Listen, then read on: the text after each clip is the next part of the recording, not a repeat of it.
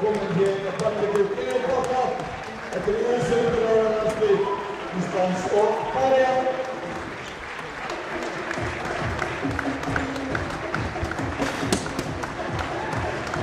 Nummer 2, Olav Reinsson. Nummer 3, Dante Valton. Nummer 4, Hötti Zachariasen. Nummer 5, Kauri Johannessen.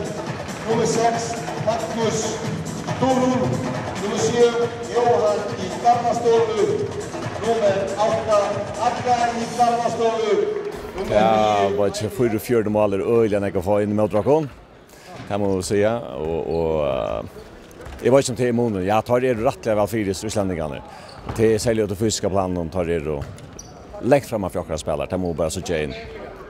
Du vill straffa på den vägen hvis du gör en fel i alla någon. Ja, det säljer här alltså tar jag vet inte hur som mål där för på shot all upp här så vitt göra fel i alla upp och inte skor på och nökla upplagda chanser och så blir det straffa in omgångande och det säljer här där stora månen kan man säga. Och 20 mål skorar det gå till igen.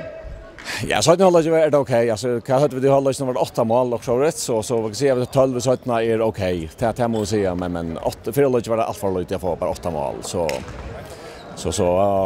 en 25-6 mål så det är ganska godkänt och så hinner ni ju 35 och så. Touch mål mån så hade du kunnat sagt okej men det är skönt. Men först och tycker jag vi till Disney Morgan. Ja, vi får inte att spela stresskar till Disney Morgan fysiskt. Det är så helt säkert. Och det är här som det allra största månen är. Nu har det gått så kvart är månen i mitten spelare kan man säga. Av häst nivån jag vet inte man kan säga internationellt. Det mot lockare mankla. Det får så inte köra vi till Morgan men självande alltså tar lära av oss ner. Och särskilt att jag skulle väcka om det kommer att till förjar och köra här. Det är största månen.